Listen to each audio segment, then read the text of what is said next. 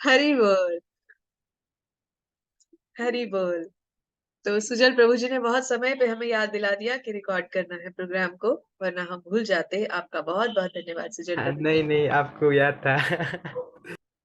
जी। चलिए, फिर से एक बार आप सबका बहुत बहुत स्वागत है। फिर से एक बार सबको हरे कृष्णा, सभी को दंडवत प्रणाम। तो जिन्होंने शुरुआत से थोड़ा सा सत्र मिस किया, हम एक बार बता दें हमने आज क्या क्या किया। हमने प्रभुपाद के साथ एक राउंड जप किया, और हमने यशोमती नंदन, जो बहुत ही सुंदर वैष्णव गीत है, शिला भक्ति विनोद ठाकुर द्वारा लिखा गया है, उस सुंदर वैष्णव भजन का गायन किया। और अब हम सब जा रहे हैं आज के 12वें अध्याय में प्रवेश करने। तो आप सबके सहयोग के साथ आइए चलते हैं भगवत गीता के 12वें अध्याय।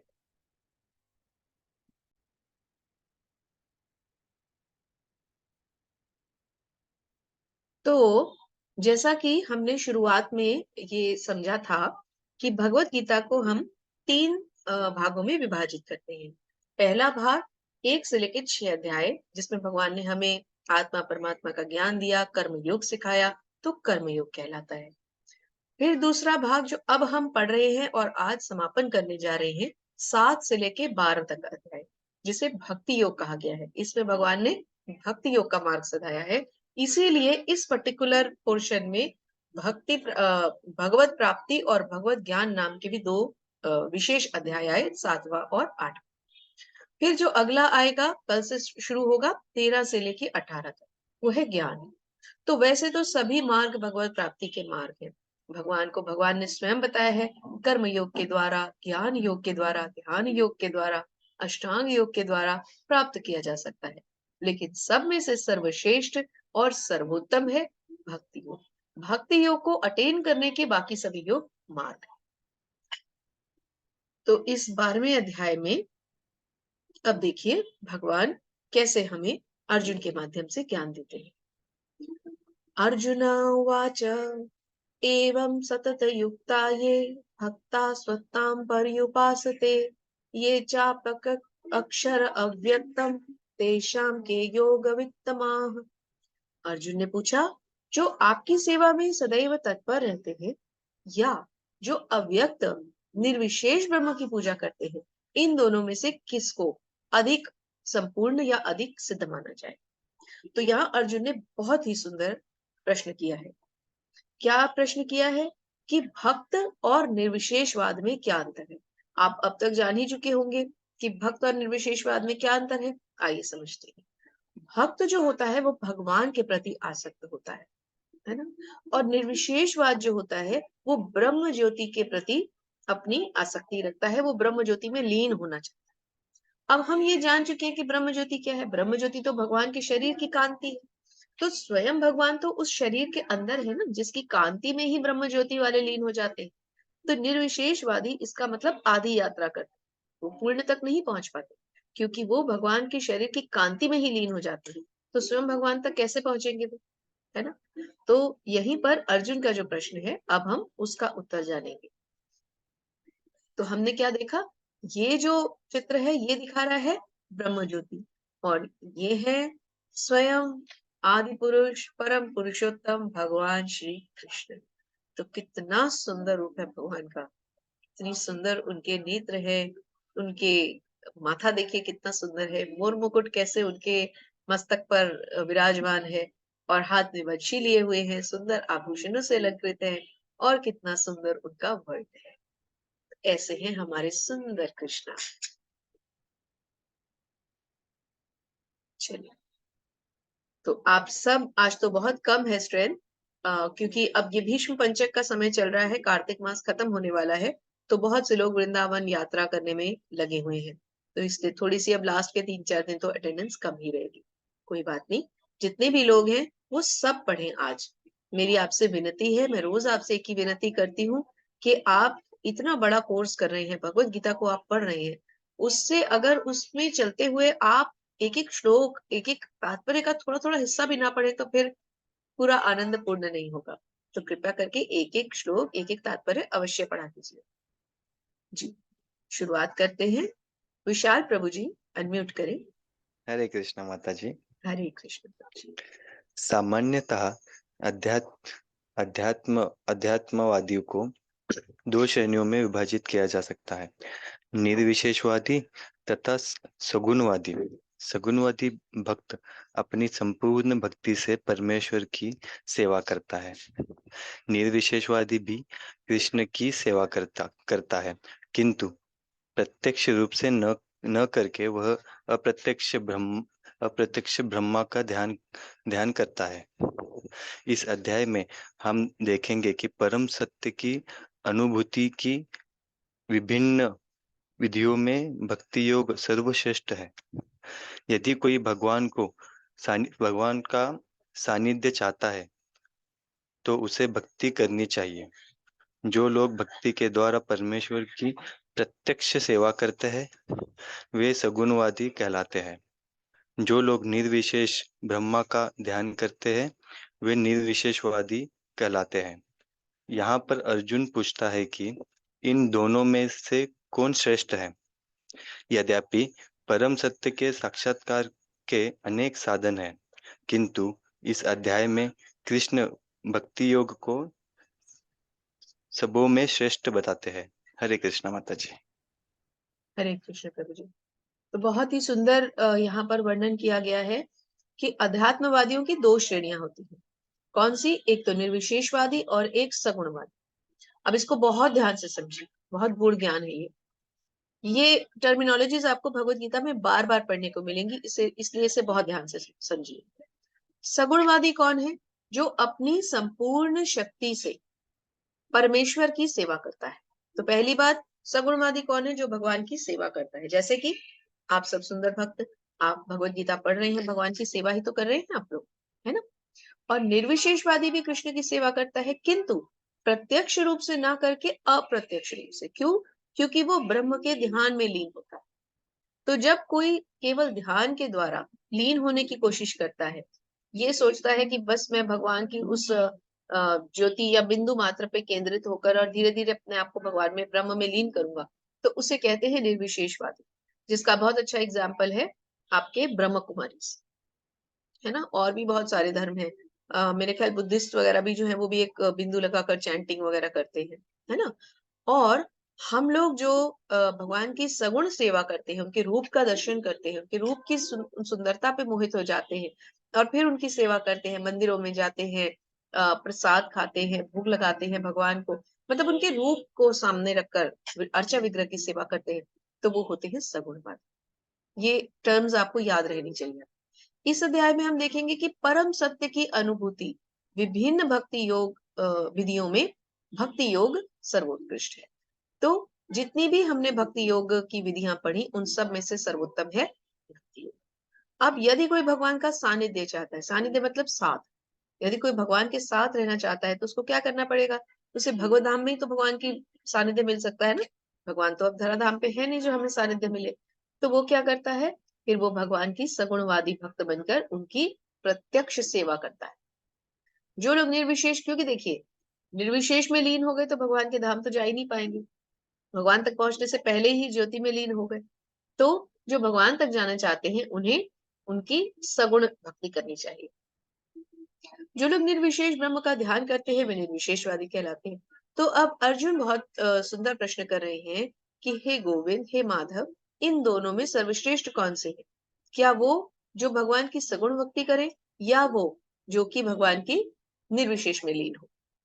देखिए भगवान क्या कहते हैं, बहुत सुंदर श्लोक है ये।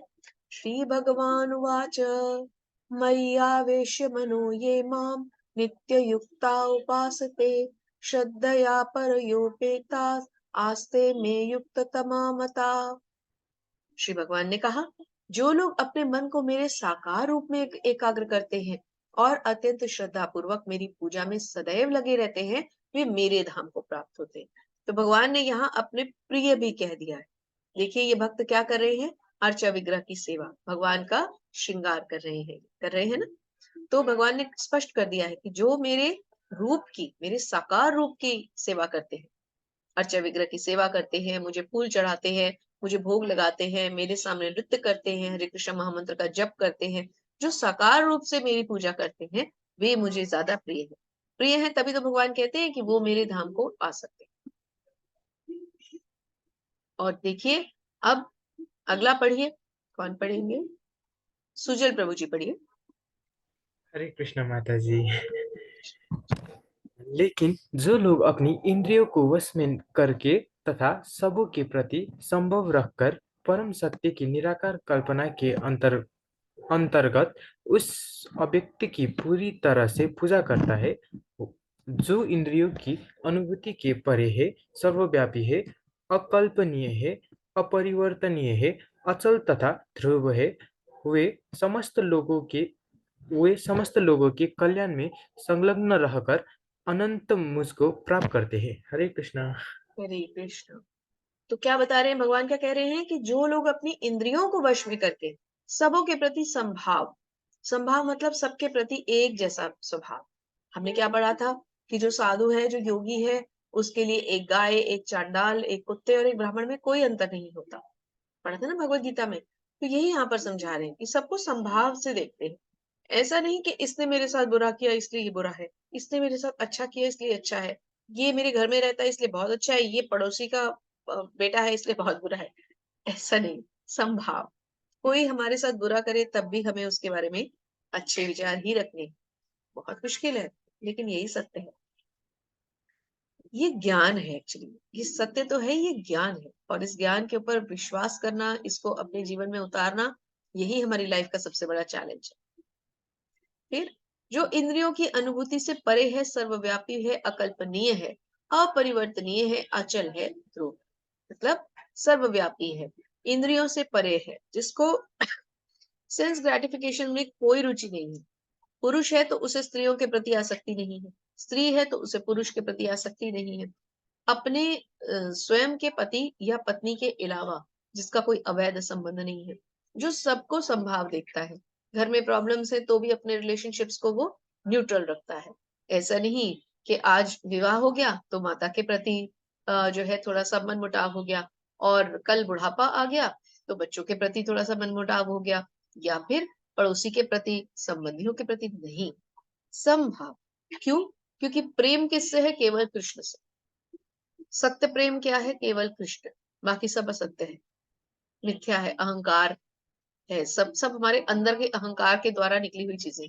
मैं जहां खड़ा हो जाता है, मेरा ये रिलेशनशिप, मेरी माँ, मेरी पत्नी, मेरी फ्रेंड, मेरा पुत्र, तो मैं मतलब अहंकार है ना। तो वो सारे रिश्ते अहंकार से निकले, उनको त्याग देना है। जो अपनी परिवार है उसके प्रति हमें अपने कर्तव्य पूरे करने हैं, लेकिन आसक्ति केवल कृष्ण के प्रति। तो ऐसे जो लोग होते हैं, भगवान कहते हैं, वो मुझे अत्यंत प्रिय होते हैं। चलिए आगे बढ़ते हैं। क्लेशो अधिक तरस्तेष अव्यक्त्वासक्त चेतसाम अव्यक्ता ही गतिर दुःखम देहवद्भिर्वाप्यते। पढ़िए सुजल प्रभु जी। हरे कृष्ण माता जी। जिन लोगों के मन परमेश्वर के अव्यक्त निराकार स्वरूप के प्रति आसक्त है, उनके लिए प्रगति कर पाना अत्यंत कष्टप्रद कष्टप्रद है। देहधारियों के लिए उस क्षेत्र में प्रगति कर पाना सदैव दुष्कर होता है। हरे कृष्णा। हरे कृष्णा। जिन लोगों के मन परमेश्वर के अव्यक्त निराकार रूप के प्रति आसक्त है, देखिए इसीलिए पीछे लाइट दिखाई गई। जो ब्रह्म ज्योति के हिसाब से चलते हैं, जो ब्रह्म ज्योति में लीन होना चाहते हैं, उनके लिए प्रगति कर पाना बहुत मुश्किल है। क्यों? क्योंकि वो तो ब्रह्म ज्योति में ही फंसे रह जाएंगे, वो उससे आगे जा ही नहीं पाएंगे। यही तो दुविधा है।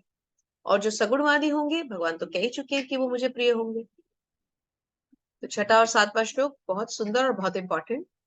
ये तु सर्वाणि कर्माणि मयि सन्न्यस्य मत्पराः अनन्येनैव योगेन मां ध्यायन्ते उपासते तेषामः समुद्धर्ता मृत्यु संसार सागरात् भवामि च चिरात् पार्थ मय्यावेशित चेतसाम्। रवीना माता जी, हरे कृष्णा, पढ़िए। हरे कृष्णा माता जी। हरे कृष्णा।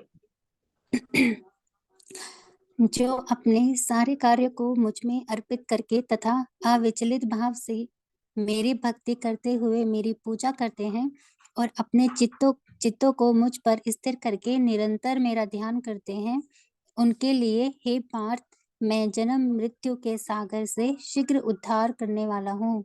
हरे कृष्णा माता जी। हरे कृष्णा। क्या कह रहे हैं? जो अपने सारे कार्यों को मुझ में अर्पित करते हैं। हम बार बार क्या पढ़ रहे हैं? कर्म और कर्म फल दोनों किसको अर्पित करने हैं? भगवान को। देखिए भगवान ने फिर से कह दिया, जो अपने सारे कार्य मतलब कर्म मुझे अर्पित कर देते हैं, अविचलित भाव से मेरी भक्ति करते हुए मेरी पूजा करते हैं, जो बिल्कुल अविचलित मतलब विचलित नहीं होते, फिर स्थिर भाव से, स्थिर चित्त से, स्थिर मन से मेरी पूजा करते हैं, मुझ पर स्थिर करके मेरा निरंतर ध्यान करते हैं, लगातार मेरा ध्यान करते हैं, उनके लिए मैं जन्म मृत्यु के सागर से शीघ्र उद्धार करने वाला। मतलब ऐसे लोगों को मैं जन्म मृत्यु के सागर से उद्धारता हूँ। देखिए इस चित्र में क्या है? ये भव सागर में कौन फंसा हुआ है? जीव, हम। और भगवान कैसे उद्धार कर रहे हैं? हाथ पकड़कर बाहर निकालने की कोशिश कर रहे हैं। लेकिन ये जीव कौन है जिसको भगवान उद्धार कर रहे हैं? जो कि अपने सारे कार्यों को भगवान में अर्पित करता है, अविचलित भाव से उनकी भक्ति करता है, पूजा करता है, स्थिर चित्त से निरंतर उनका ध्यान करता है।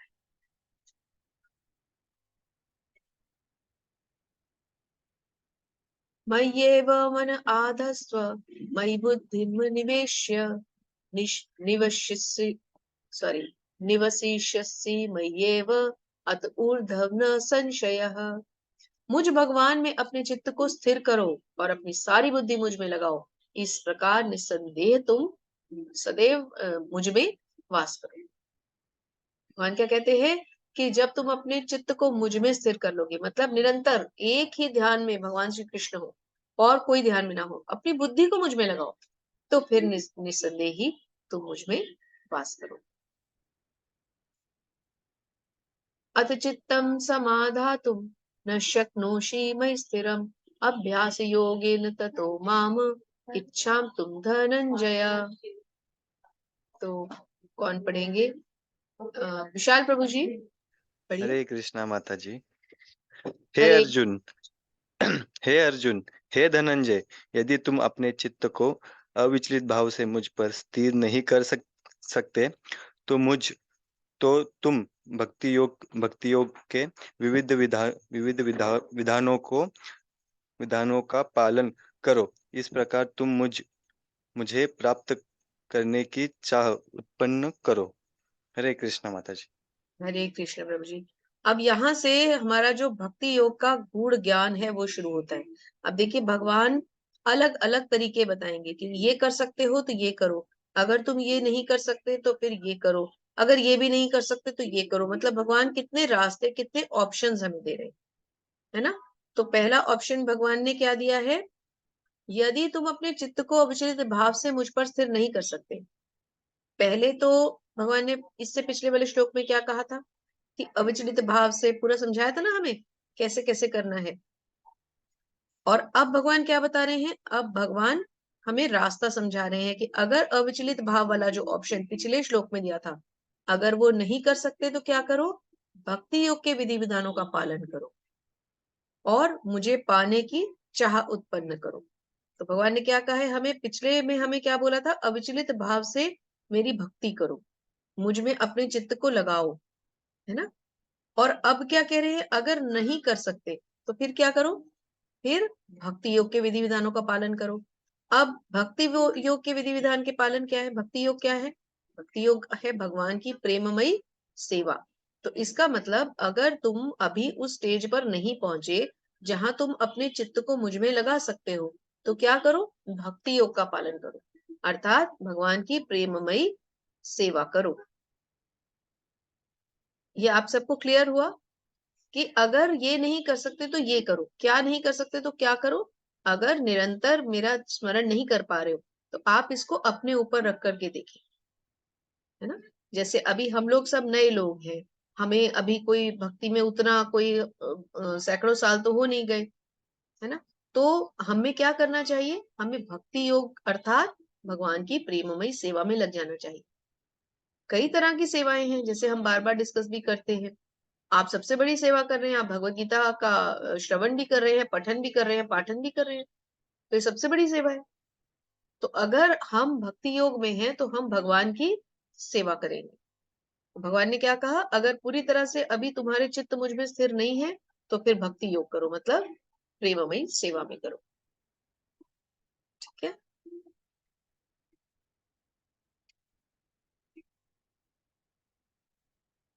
हाँ चलिए, अब कौन श्लोक को जोड़ के पढ़ना चाहेंगे?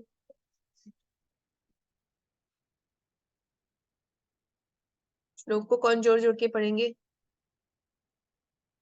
विशाल प्रभु जी ट्राई कीजिए।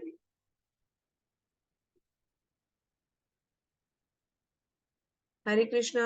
विशाल प्रभु जी। हरे कृष्णा माता जी। हरे कृष्णा। कोशिश करिए, पढ़िए। हाँ माता जी, कोशिश करता हूँ। अभ्यास से मतलब जी इसका कैसे पढ़ना है? यो यस, यस है ना बीच में? अभ्यास से ये जो एस लगा होता है ये अ होता है। अप्य समर्थो असी। अभ्यास हाँ हाँ हाँ। पढ़िए पढ़िए। अभ्यास से अभ्यास अभ्यास और क्या माता जी नहीं आ रहा। समर्थो असी। मत्कर्म परमो मत भव। कर्म भव। मदर्थमपि कर्माणि कुर्व सिद्धि मपाप्यसि। अच्छा, है ना? फिर भी नहीं पढ़ पा रहा माता जी, ये तो नया कोई है बात मेरे लिए। कोई बात नहीं। आपका देखिए पहला शब्द ही आ गया अभ्यास। देखिए हाँ हाँ भगवत गीता के लिए हाँ कहते हैं जब हम कहीं भी फंसते हैं तो भगवत गीता को जो श्लोक जो आप पेज खोलेंगे ना वहीं आपका सॉल्यूशन मिलेगा। आपने कहा अच्छा, मैं पढ़ नहीं पा रहा और पहले आ गया अभ्यास। अभ्यास से। ये आ गया। ओके माता जी, यदि तुम भक्ति योग के विधि विधानों का भी अभ्यास नहीं कर सकते तो मेरे लिए कर्म कर्म करने का प्रयत्न करो, क्योंकि मेरे लिए कर्म करने से तुम पूर्ण पूर्ण अवस्था सिद्धि को प्राप्त होगे। हरे कृष्ण माता जी। यदि तुम भक्ति योग के विधि विधानों का भी अभ्यास नहीं कर सकते तो पहला क्या था कि क्या करो, सबसे पहले तुम सब तरह से अपने चित्त को मुझ में लगाओ। सेकंड में क्या कहा, अगर वो नहीं कर सकते तो भक्ति योग के विधि विधानों का पालन करो, मतलब मेरी सेवा करो। फिर क्या है, अगर ये भी नहीं कर सकते तो मेरे लिए कर्म करो, क्योंकि मेरे लिए कर्म करने से तुम पूर्ण अवस्था को प्राप्त करो। तो अब क्या है, मेरे लिए कर्म करना। तो तीसरा ऑप्शन क्या दे दिया, देखिए तीसरा ऑप्शन आ गया। पहला पूरी तरह से चित्त को भगवान में स्थिर। दूसरा अगर वो नहीं कर सकते तो भक्ति योग का पालन। तीसरा अगर भक्ति योग भी नहीं कर सकते तो मेरे लिए कर्म करो। माता जी और एक बार बताइए। फिर से सुनिए क्या कहते हैं। अगर तुम मेरे को देखो, पहला श्लोक आपने पढ़ा, मैं स्क्रीन पीछे करती हूँ एक मिनट।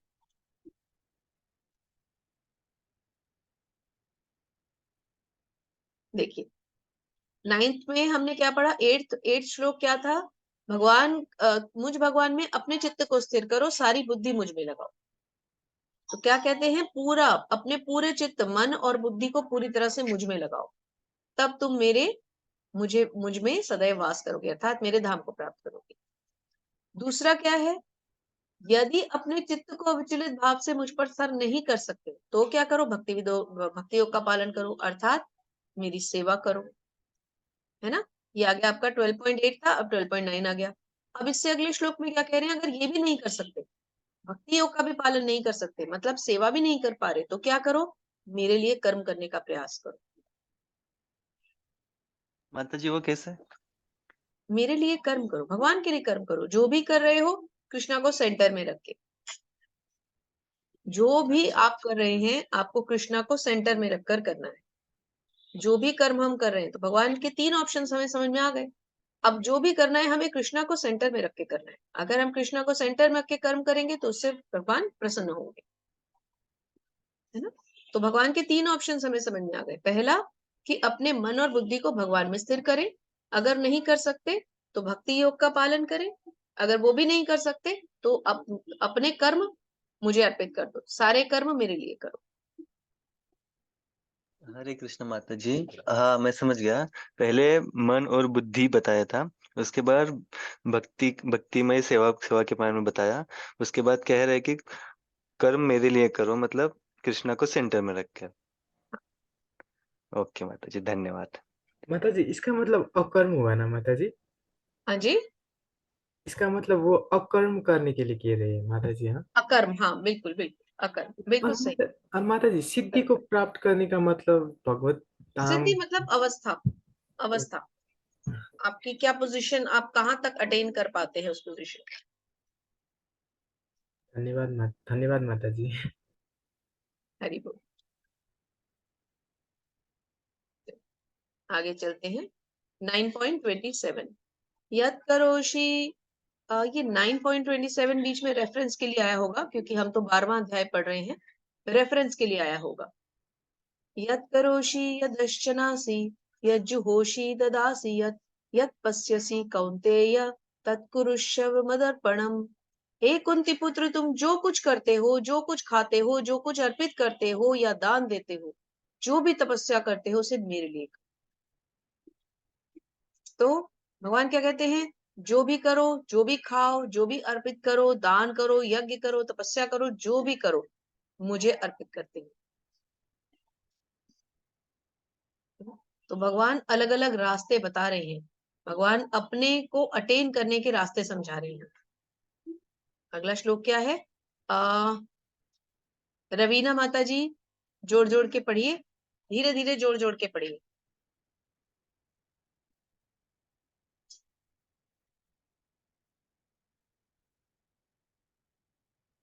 रवीना माता जी आप अनम्यूट नहीं कर पाते, कुछ आपके शायद सिस्टम में प्रॉब्लम है।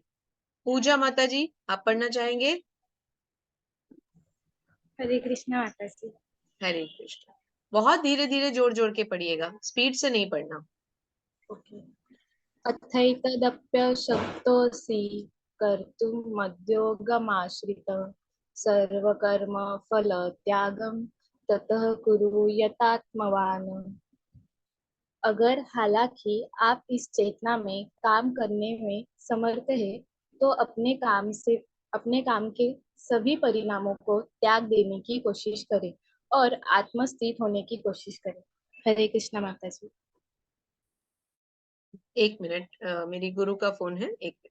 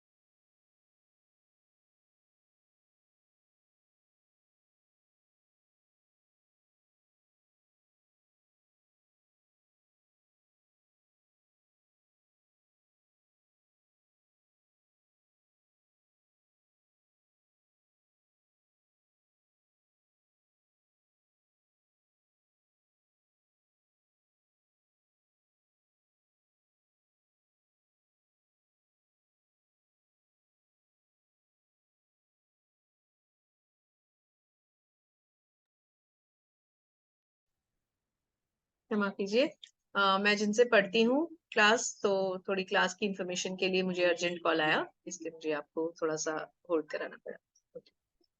तो क्या कहते हैं, अगर हालांकि आप इस चेतना में काम करने में असमर्थ हैं, तो अपने काम के सभी परिणामों को त्याग देने की कोशिश करें और आत्मस्थित होने की कोशिश करें। तो क्या कहते हैं कि आप, अब हमें सारे ऑप्शंस दे दिए भगवान ने, ये नहीं तो ये करो, ये नहीं तो ये करो, ये नहीं तो ये करो।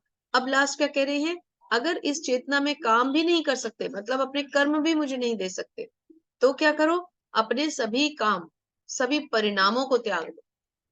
मतलब अगर मेरे लिए कर्म नहीं कर सकते, तो कर्मों के फलों को त्याग दो। तो देखिए भगवान कितने ऑप्शंस हमें एक के बाद एक दे रहे हैं। ये ऑप्शन, फिर ये ऑप्शन, ये नहीं तो ये नहीं तो ये नहीं तो ये। लेकिन कुछ भी करके भगवान कहते हैं कि मुझे प्राप्त करने की कोशिश करो। इसका मतलब भगवान खुद कह रहे हैं, तो कितनी बड़ी बात है। हरे कृष्ण माता जी, मैं समझा नहीं। जैसे कि हमने 4 हम्म। श्लोकों में क्या क्या पढ़ा।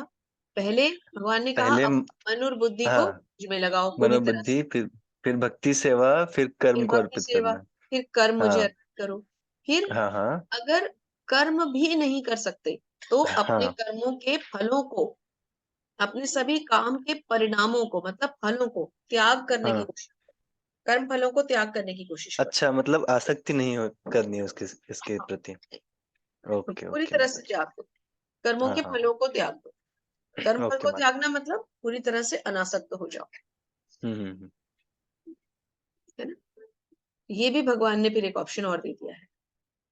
हर तरह से मतलब भगवान हमें ऑप्शन ही ऑप्शन दे रहे हैं, ये नहीं तो ये करो, ये नहीं तो, लेकिन किसी भी तरह से मुझे प्राप्त करने की कोशिश करो।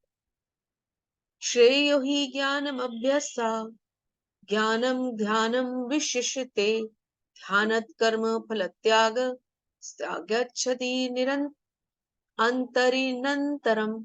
देखिए इसमें छोटा न कितनी बार आया है। देखिए कुछ कुछ शब्द संस्कृत के इतने सुंदर होते हैं, उनका उच्चारण हमें करना मुश्किल लगता है, लेकिन आप ध्यान से धीरे धीरे पढ़ें एक एक शब्द में। अब ये लास्ट शब्द में आधा स, आधा त, आधा छ, फिर आधा न, फिर दोबारा आधा न, एक ही शब्द में 5 बार आधे आधे शब्द आए। ये है हमारी भाषा संस्कृत, कितना सुंदर है। तो कैसे हमें इसको पढ़ना है? स और त दोनों आधा त्यागाच, त्यागाच, आधा स आधा त। त्याग तो हम पढ़ लेते हैं, अब स भी उससे पहले, त्यागाच्छ, त्यागाच्छा, आ लग गया, त्यागाच्छांति रनंतरम। तो कैसे पढ़ना है? त्यागाच्छांतिरनंतरम, त्यागाच्छांतिरनंतरम, ऐसे धीरे धीरे। हम भी जब फास्ट पढ़ते हैं तो गलत पढ़ जाते हैं, होता है सबके साथ। धीरे धीरे पढ़ते हैं तो बहुत आनंद आता है। यदि आप इस अभ्यास में नहीं जा सकते, अब भगवान एक और ऑप्शन दे रहे। क्या? अगर कर्म भी मेरे लिए नहीं कर सकते, कर्म के फलों को भी नहीं त्याग सकते, तो क्या करो? यदि आप इसमें भी नहीं जा सकते तो आप अपने आप को ज्ञान में संलग्न कर दो। फिर क्या करो? ज्ञान में लग जाओ। ज्ञान से बेहतर हालांकि ध्यान है, और ध्यान से बेहतर काम के फल का त्याग है। इस तरह के त्याग से मन की शांति मिल सकती है। भगवान क्या कह रहे हैं कि अगर कर्म भी मुझे नहीं छोड़ दे सकते, कर्म के फल भी नहीं त्याग सकते, तो क्या करो? ज्ञान में लग जाओ। लेकिन साथ ही भगवान ने क्या कहा है कि ज्ञान से बेहतर ध्यान है, और ध्यान से बेहतर कर्म फलों का त्याग। ये देखिए यहाँ पर दिखाया भी है। हरे कृष्णा माता जी। हाँ जी, ज्ञान मतलब अपने शास्त्र पढ़ना ना, बिल्कुल भगवत गीता वगैरह। बिल्कुल, ओके ओके माता जी, धन्यवाद। ज्ञान के द्वारा प्राप्त। मेरा ऐसा भक्त जो सामान्य कार्यकलापों पर आश्रित नहीं है, जो शुद्ध है, दक्ष है, चिंता रहित है, समस्त कष्टों से रहित है, और किसी फल के लिए प्रयत्नशील नहीं है, वह मुझे अतिशय प्रिय है। अब भगवान बता रहे मुझे कौन प्रिय है? जो किसी पर आश्रित नहीं है, सामान्य कार्यकलापों पर आश्रित नहीं है। मतलब वो अपने किसी सामान्य कार्यकलाप पे आश्रित नहीं है, वो किस पर आश्रित है? केवल मुझ पर, किसी और पर नहीं। शुद्ध है, दक्ष है, मतलब उसके अंदर शुद्धता है, बाहरी शुद्धता भी है और मन की आंतरिक शुद्धता भी है। दक्ष है मतलब एफिशिएंट है अपने कार्यों में। चिंता रहित है, उसको कोई चिंता नहीं है। क्यों? क्योंकि उसकी तो चिंता है ही नहीं, वो तो भगवान में लीन है, भगवान में रवा हुआ है। वो तो हमेशा भगवान का चिंतन कर रहा है, भगवान उसके ध्यान में है, तो फिर चिंता के लिए उसके पास और क्या विषय? वो तो भगवान के चिंतन में। और किसी फल के लिए प्रयत्नशील नहीं है, उसको तो किसी फल से आसक्ति ही नहीं। फल का क्या करना है? फल तो भगवान का है, कर्म भी भगवान का, फल भी भगवान है, तो हमें क्या चाहिए? कुछ नहीं चाहिए। ये देखिए किसका चित्र दिखाया है? हमारे जो गोस्वामी थे, श्रील रूप गोस्वामी, श्रील सनातन गोस्वामी और हमारे श्रील प्रभुपाद। ऐसे सुंदर भक्त, ऐसे भक्त भगवान क्या कह रहे हैं? मुझे अति प्रिय है। रवीना माता जी अनम्यूट करें, अगर पढ़ना चाहें तो पढ़िए। अनम्यूट कर पा रही हैं आप? हरे कृष्णा माता जी। हरे कृष्ण। जो किसी से द्वेष नहीं करता, लेकिन सभी जीवों का दयालु मित्र है, जो अपने को स्वामी नहीं मानता और मिथ्या अहंकार से मुक्त है, जो सुख दुख में संभाव रहता है, सहिष्णु है, सदैव आत्मतुष्ट रहता है, आत्मसंयमी है, तथा जो निश्चय के साथ मुझ में मन तथा बुद्धि को स्थिर करके भक्ति में लगा रहता है, ऐसा भक्त मुझे अत्यंत प्रिय है। हरे कृष्णा। हरे कृष्णा। देखिए भगवान कितना सुंदर बता रहे हैं। भगवान ने क्या बताया? मुझे कौन प्रिय है? कितनी सारी क्वालिटीज हैं। अब हम सब क्या करेंगे?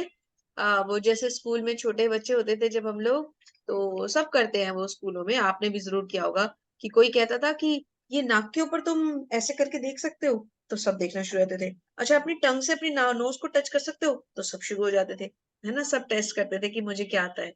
तो अब ये वैसा ही श्लोक है। देखिए, वो तो बचपने की बातें थी, अब ये भगवत गीता का ज्ञान है, लेकिन है ये भी वही चीज।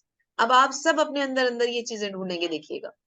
जो किसी से द्वेष नहीं करता, अब आप सोचेंगे मैं किससे द्वेष करता हूँ, कोई ऐसा है जिससे मेरी लड़ाई रहती है, अब आप सब सोच में पड़ जाएंगे।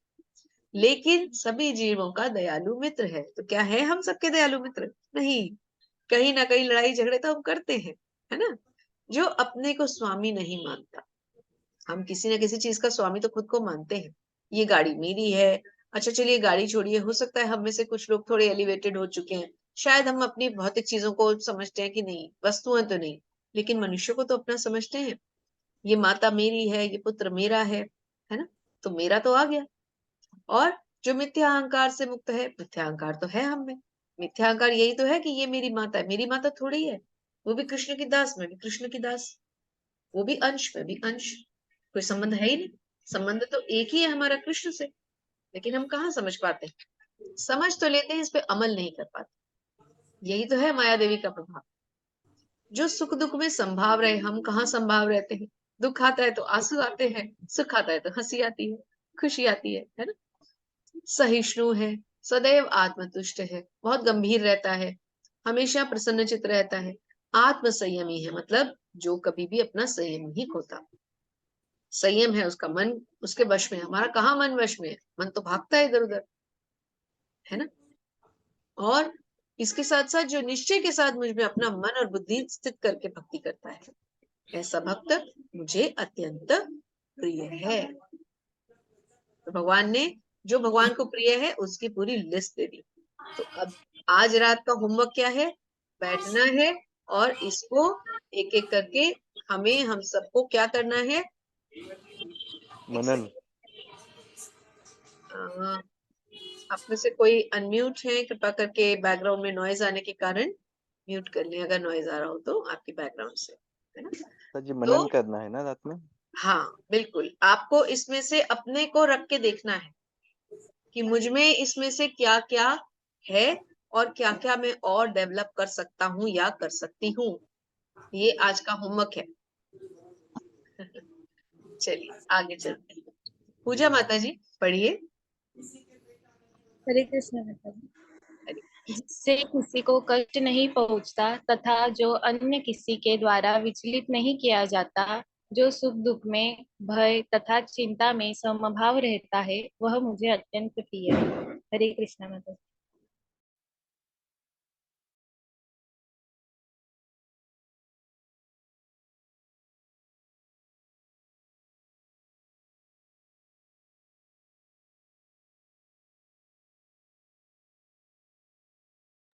माता जी आप म्यूट करके बोल रहे हैं। ओके सॉरी, फिर से बोलते हैं।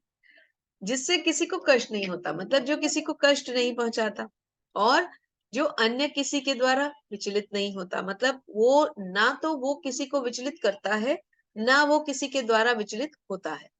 सुख में, दुख में, हर चीज में, भय में, चिंता में वो संभाव रहता है।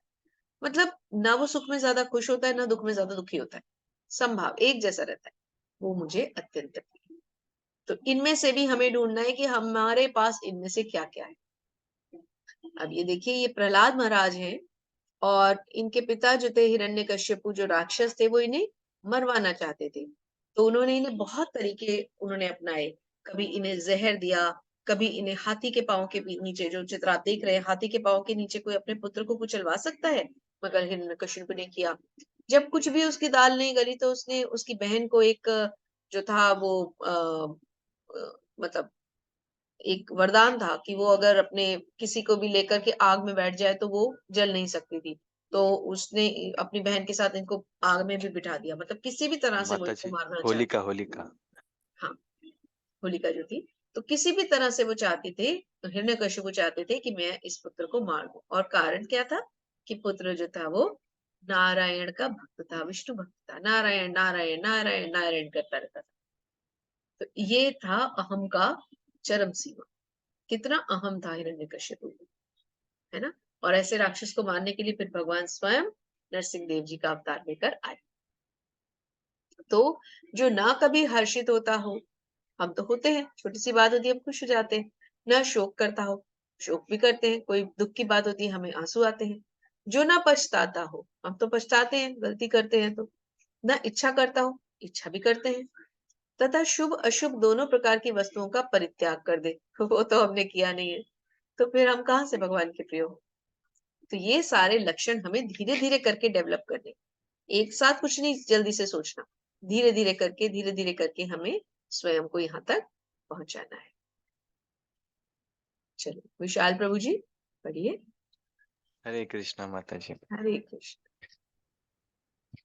जो मित्रों तथा शत्रुओं के लिए समान है, जो मान तथा अपमान, शीत तथा गर्मी, सुख तथा दुख, यश तथा अपयश में समभाव रखता है, जो दूषित संगति से सदैव मुक्त रहता है, जो सदैव मौन और किसी भी वस्तु से संतुष्ट रहता है, जो किसी प्रकार के घर बार की परवाह नहीं करता, जो ज्ञान में दृढ़ है और जो भक्ति में संलग्न है, ऐसा पुरुष मुझे अत्यंत प्रिय है। हरे कृष्णा माता जी।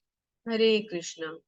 अब देखिए, अब भगवान ने और बताए हैं कैरेक्टरिस्टिक्स किसके, उनके प्रिय भक्तों के, जो मित्रों और शत्रुओं के लिए समान है, मतलब जिसका ना कोई मित्र है ना कोई शत्रु, जो मान और अपमान, शीत और गर्मी, सुख और दुख, यश और अपयश में समान है, मतलब जिसको ना तो कोई मान ना तो कोई अपमान। अब हमारे साथ तो क्या होता है, कोई हमारा थोड़ी सी तारीफ कर देता है, हम बड़े खुश हो जाते हैं, कोई थोड़ा सा नीचा दिखा देता है, हम उसके ऊपर क्रोधित हो जाते हैं।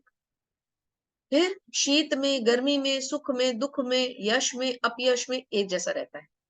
जो दूषित संगति से सदैव मुक्त है, ऐसा तो नहीं है, हमारा कोई ना कोई ऐसा संगी तो होता है जो थोड़ा दूषित टाइप का होता है, जो थोड़ा सा खराब टाइप का होता है। जो सदैव मौन और किसी भी वस्तु से संतुष्ट रहता है, जो कम बोले, बहुत कम बोले, हम तो बहुत बात करते हैं, है ना, जहां खड़े होंगे वही बातें शुरू। जो किसी प्रकार के घर बार की परवाह नहीं करता, तो करते हैं, घर की क्या हालत है, माता को पुत्र की, पुत्र को माता की, बहुत चिंताएं रहती हैं। जो ज्ञान में दृढ़ है और भक्ति में संलग्न है, ऐसा पुरुष मुझे अत्यंत प्रिय है। अब हमें तो ये लक्षण भी नहीं है, लेकिन हमें भक्ति योग के द्वारा धीरे धीरे इन सब लक्षणों को डेवलप करना है। ये तु धर्मामृतमिदं यथोक्तं पर्युपासते श्रद्धाना मत्परां परमां भक्तास्ते अतीव मे प्रिया। क्या कहते हैं, जो इस भक्ति के अमर पथ का अनुसरण करके और मुझे ही अपना चरण लक्ष्य बना करके श्रद्धा सहित पूर्ण रूपेण संलग्न रहते हैं, वे भक्त मुझे अत्यंत प्रिय हैं। अब क्या और बताया भगवान ने, भक्ति के अमर पथ का अनुसरण और मुझे ही अपना चरम लक्ष्य मानते, मतलब जिसका लक्ष्य मैं हूं, जो ये मान के चले कि मुझे क्या करना है, मुझे भगवत प्राप्ति करनी है, पूरी तरह से संलग्न रहते हैं, यह भी मुझे अत्यंत प्रिय है। चलते हैं हमारी अंतिम स्लाइड की तरफ। कविता माता जी, हरे कृष्णा, दंडवत प्रणाम। हरे कृष्णा माता जी, दंडवत प्रणाम। क्षमा चाहती हूँ लेट ज्वाइन होने के लिए, नहीं, ज्वाइन कल भी नहीं कर पाई थी मैं, तो ठीक है। प्रभुपाद के कुछ शब्द प्रभुपाद द्वारा इस अध्याय में परम सत्य की जो निराकार धारणा वर्णित है, उसकी स्तुति स्तुति उस समय तक के लिए की गई है जब तक मनुष्य आत्म साक्षात्कार के लिए अपने आप को समर्पित नहीं कर देता है। दूसरे शब्द, जब तक उसे शुद्ध भक्त की संगति करने का अवसर प्राप्त नहीं होता, तभी तक निराकार की धारणा लाभप्रद हो सकती है। परम सत्य की निराकार धारणा में मनुष्य कर्मफल के बिना कर्म करता है और आत्मा तथा पदार्थ का ज्ञान प्राप्त करने के लिए ध्यान करता है। यह तभी तक आवश्यक है जब तक कि शुद्ध भक्त की संगति प्राप्त न हो। सौभाग्यवश यदि कोई शुद्ध भक्ति में सीधे कृष्ण भावनामृत में संलग्न हो, तो उसे आत्म साक्षात्कार के इतने सोपान पार नहीं करने होते भगवत गीता के मध्य के 6 अध्यायों में जिस प्रकार भक्ति का वर्णन हुआ है वह अत्यंत हृदयग्राही है। हरे कृष्ण। हरे कृष्ण। बहुत बहुत धन्यवाद माता जी। तो क्या कहते हैं भगवान, क्या बता रहे हैं? प्रभुपाद लिखते हैं इस अध्याय में परम सत्य की जो निराकार धारणा वर्णित है। हमने निराकार धारणा क्या समझी? निर्विशेषवाद को समझा हमने कि निर्विशेषवाद और सगुणवाद में क्या फर्क है। उसकी संस्तुति उस समय तक के लिए दी गई है जब मनुष्य आत्म साक्षात्कार के लिए अपने आप को समर्पित नहीं कर देगा। मतलब हमें कहाँ तक, किस लिमिट तक हमें बताया है कि कहाँ तक हमें जाना है। हमें निर्विशेषवाद तक नहीं रुकना, हमें भगवान के साकार रूप की पूजा करते हुए पूरा एंड तक भगवान को प्राप्त करना है। निर्विशेषवाद पे खत्म नहीं करना। दूसरे शब्दों में, जब तक उसे शुद्ध भक्ति की संगति प्राप्त नहीं होगी तब तक उसे लाभ नहीं होगा। तो इन सब चीजों को प्राप्त करने के लिए, भगवत प्राप्ति के लिए सबसे आवश्यक जो 3 चीजें हैं वो क्या है? साधु संग अर्थात जिसे हम कहते हैं भक्तों की संगति, शास्त्र मतलब ज्ञान, और गुरु का निर्देशन। जब तक गुरु का निर्देशन नहीं हो, अब हम सब क्या कर रहे हैं? हम गुरु के निर्देशन में ही तो भगवत गीता पढ़ रहे हैं ना।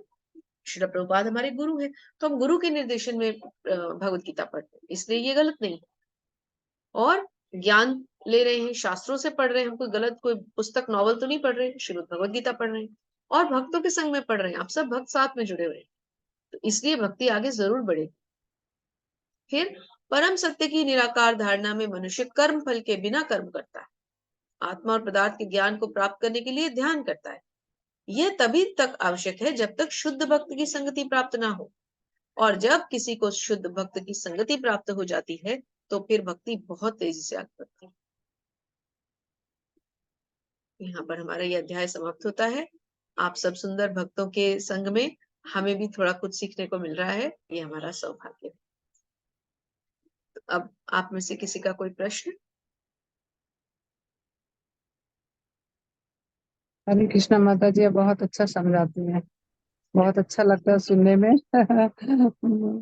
कुछ भी समझ नहीं आता है, लगता है पूरा आप खत्म सबका हो जाता है फिर प्रेम भी। है माता जी, ये तो आप सबका प्रेम है और प्रभुपाद का माथा में आशीर्वाद है। माथा में कुछ घुसता नहीं है, फिर भूल जाती हूँ, फिर याद नहीं हो पाता है कुछ। हरे सब कृष्ण। हो जाएगा, प्रभुपाद की कृपा रहनी चाहिए, सब हो जाए। जी विशाल प्रभु जी, कोई प्रश्न है आपका? हरे कृष्ण माता जी। मतलब जैसे आपने बताया मन और बुद्धि, भक्ति, सेवा, कर्म करने चाहिए सेंटर सेंटर में रख के कृष्णा को। मतलब बेसिकली कैसे अगर हम अच्छे कर्म वगैरह कर रहे हैं, फॉर एग्जांपल हमारी परिस्थिति खराब हो गई, किसी सिचुएशन खराब है, तो तब हम कृष्णा को ये कहेंगे कि हे कृष्णा, आप आप जैसे भी मुझे रखना चाहते हैं, जैसे भी परिस्थिति में आप हमें रखना चाहते हैं, मुझे वो स्वीकार है ना माता जी। तो ये तो बिल्कुल। समझ गया। और नेगेटिव पॉइंट ये है कि अगर मतलब ये नेगेटिव लोग सोच सकते हैं, ऐसे ही आया दिमाग में मेरे भी, कि जैसे हमने कहा कि कृष्णा को आप जैसे भी हमें रख सकते हो, रखना चाहिए, रख दीजिए। आप हमारे कर्ता धर्ता हो, सब मैं आप पे छोड़ता हूँ। तो अगर उन्होंने हमारे मतलब हमारा बुरा हाल चल रहा है, तो कृष्णा ने हमें बुरे हाल में ही छोड़ दिया तो माता जी। नहीं नहीं नहीं नहीं, कृष्ण ऐसा नहीं करते। वो हाँ। आपकी समझ के, आपके शब्दों के हिसाब से थोड़ी ना चलेंगे कि आपने कह दिया कि जिस अच्छा। हाल में आपने रखा है उसी में रखो और वो उसी में छोड़ देंगे। नहीं, हाँ हाँ तो जानते हैं वो हाँ सबसे परम दयालु पिता है हमारे।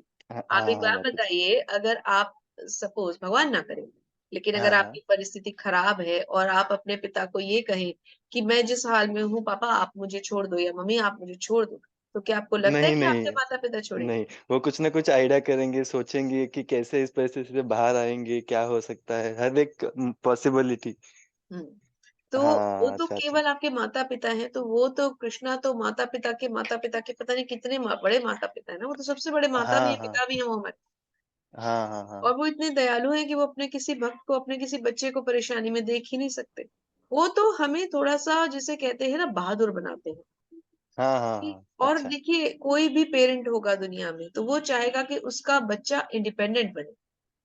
कोई पेरेंट जी ये जी नहीं चाहेगा कि उसका बच्चा डिपेंडेंट रहे सारी उम्र उस पे। पेरेंट की सबसे पहली एक छोटी सी आप एग्जांपल लीजिए, एक हम्म पशु भी जो होता है, एक बिल्ली होती है, एक हम्म डॉग होता है, एक मंकी है, कोई भी आप छोटा बड़ा पशु ले, इवन आप एक बाघ ले लीजिए, एक शेर, टाइगर, लायन, कुछ भी ले लीजिए, तो उसका पूरा पूरा ध्यान क्या होता है कि मैं अपने बच्चे को पहले इंडिपेंडेंट बनाऊं, है ना। हम्म। चिड़िया होती है तो वो अपने बच्चे को अपने चोंच में कुछ भर के लाती है, उसके मुंह पे रखती है, लेकिन उसके बाद हम्म, धीरे धीरे उसको घोंसले से बाहर भी धकेलती है कि उड़ो, उड़ान भरो। हाँ हाँ तो कौन ऐसा अच्छा माता पिता होगा जो नहीं चाहेगा कि उसका बच्चा बहादुर बने। तो भगवान को मालूम है कि हम इस मृत्यु लोक में फंसे हुए हैं और ये दुखालयम अशाश्वतम है। भगवान ने कहा है ना, जी दुखालयम हाँ अशाश्वतम। हाँ बिल्कुल। तो ये तो दुखों का स्थान है, भगवान हमें यहाँ बहादुर बनाने के लिए ऐसे सर्कमस्टांसेस में डालते हैं। हाँ हाँ मुझे हाँ मालूम है कि जब मैं बच्चे को बहादुर बना दूंगा तो मेरा ये बच्चा बिना किसी सहारे के अपने आप पार कर जाएगा। तो हमें अच्छा ऐसी परिस्थिति में केवल ये मांगना है कि हे कृष्ण, मुझसे कुछ भी गलती हो पर मैं आपके चरण ना छोड़ू, मुझे इतनी शक्ति दीजिए कि मैं आपके चरण ना छोड़ू, बस। जब आप उनके चरण ओके। पकड़ लेंगे तो वो आपकी सारी समस्याओं को खुद ही दूर कर देंगे। अच्छा चरण पकड़ लेंगे मतलब माता जी आप भगवान शरणागति के में। चरण पकड़े रखिए बस। हाँ आप हाँ भगवान से ये मांगिए कि बस कुछ ऐसा ना हो मेरे साथ, कोई ऐसी परिस्थिति में मत डालना कि मैं आपके चरण छोड़, कि मैं आपकी भक्ति छोड़ दूं। हाँ बिल्कुल बिल्कुल। तो बस ओके भगवान माता से जी। यही मांगिए कि आप मुझे ऐसी परिस्थितियों में रखिए जिनसे मैं आपकी भक्ति कर सकूं, मुझे ऐसी परिस्थिति में मत डालिए कि मैं भक्ति छोड़ दूं, मेरी भक्ति ना छूटे। जी माता जी समझ गया, धन्यवाद। हरे कृष्ण। हरे कृष्ण। और किसी का कोई प्रश्न? हरे कृष्ण माता जी। माता जी, हरे कृष्ण। भगवान, हम जो सभी कार्य करते हैं उसमें हमें भगवान को लाना है बीच में। तो जब दान करते हैं उसमें हम कैसे भगवान को ला सकते हैं? ये कि हम डूअर नहीं है, भगवान ने हमसे करवा है, ऐसे लाएंगे या फिर कुछ और देखिए, तरीका? दान के लिए अभी आप आगे भगवद गीता में आया है, तात्पर्यों में है। अब मुझे ये नहीं पता कि वो तात्पर्य, क्योंकि हम लोग ज्यादा नहीं डिस्कस करते। तो दान के लिए बताया गया है कि कोई भी कहीं पर भी एक सेकंड,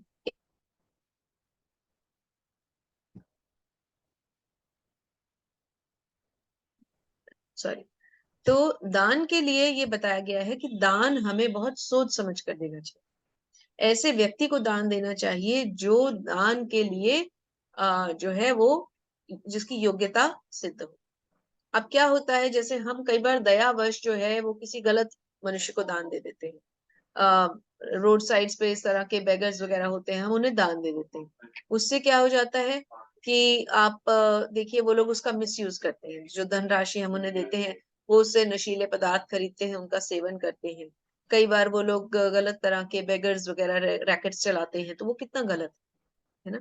उसके बदले अगर हम किसी ऐसी संस्था जैसे कि इस्कॉन मंदिर है, जहाँ पे प्रॉपर विधि विधानों के साथ वैदिक धर्म से भगवान की पूजा हो रही है, इतने सारे ब्रह्मचारी वहां रह रहे हैं, इतने पढ़े लिखे इंजीनियर्स हैं जो ब्रह्मचारी हैं, वो रह रहे हैं, तो कितनी शुद्धता के साथ आपकी धनराशि का उपयोग किया जा रहा है ना।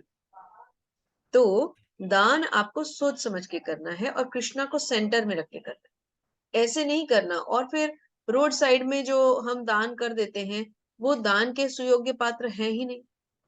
वो तो उनके कर्म हैं, जिनके कर्मों के कारण जो है उनको इस परिस्थिति में भगवान ने रखा है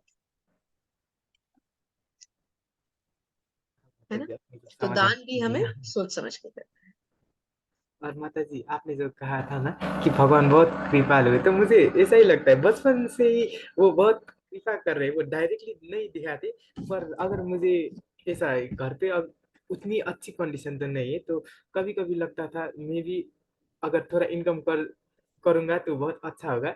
तो है। बोल दो उसके आज। एक दो महीने के बाद उन्होंने जॉब मिला दिया। बहुत पता नहीं किसी किसी सब पढ़ाई कर रहे हैं। और अभी जब भगवत गीता पढ़ रहा था तो मुझे अच्छे से समझ में नहीं आ रहा था, तो जब मैं रैंडम फेसबुक चला था तो ये पेज के बारे में आ गया। बहुत कृपा करते हैं। होता है, जब आप पूरी श्रद्धा के साथ सब कुछ करेंगे तो आपको ऐसा लगेगा कि जो भी आप सोचना या सुनना चाहते हैं ना, वो अपने आप कहीं ना कहीं से आ जाएगा। अभी आज देखिए, विशाल प्रभु जी ने जब पढ़ना शुरू किया तो उन्होंने क्या कहा कि मुझसे नहीं पढ़ा जा रहा, और पहला शब्द क्या आया? अभ्यास। तो यही है भगवान का हमारे प्रति जो एक प्रेम है, और जो जिसे कि हमें समझना चाहिए। ये सब चीजें भाव से होती ये जिनको नहीं समझ में आएगी उनको नहीं समझ में आएगी, लेकिन जिनको समझ में आएगी मतलब भाव होगा तो समझ में आएगी। भक्ति के लिए श्रद्धा और भाव बहुत बहुत ज्यादा आवश्यक हाँ, माता जी, और वो हमसे प्रेम भी बहुत करते हैं। जैसे भी हो हमें अपने पास बुलाना चाहते हैं। बहुत कृपालु है हमारे श्री कृष्ण। है। तो अब हम आज के सत्र को अंत करते हैं। ओके, विशाल प्रभु जी, क्या प्रश्न है? हाँ, हरे कृष्ण माता जी। हरे कृष्ण। जैसे आज के अध्याय में श्री कृष्ण जी ने बताया कि कौन से ऐसे कर्म करने चाहिए, मतलब अपना उनके प्रिय भक्त में क्या क्या क्वालिटीज होनी चाहिए। तो माता जी ऐसा है कि मुझे तो कैसा है, मतलब हाँ, मतलब ये है माता जी कि ये जो अध्याय है, मतलब यह जो अध्याय है, इस अध्याय को मुझे पढ़ते रहना पड़ेगा, क्योंकि ये जो क्वालिटी श्री कृष्ण जी बता रहे हैं ये हमें कब आएंगी पता नहीं। लेकिन इसे पढ़ता रहूंगा तो याद तो रहेगा, कृष्ण जी ने ये क्वालिटीज बताई थी, मुझे ऐसा होना चाहिए, कुछ मतलब कुछ गलत नहीं करेंगे। बिल्कुल मतलब निरंतर अभ्यास करना होगा, निरंतर पठन करना होगा इस चीज का। बिल्कुल बिल्कुल बिल्कुल, हरि बोल, ऐसा ही कीजिए आप। और ऐसा करने से आपको बिल्कुल सही मार्ग समझ में आएगा। जी जी माता जी, हरे कृष्णा माता जी। हरे कृष्ण। तो अब हम सत्र को यही विराम देते हैं। अगर किसी का कोई प्रश्न नहीं है तो कल हम ये साड़ी चला लो, रुक जाएगा, चला तो नहीं। हरे कृष्णा। हरे कृष्णा। सीरियल देख रहे हो? किसी को कुछ पूछना है क्या?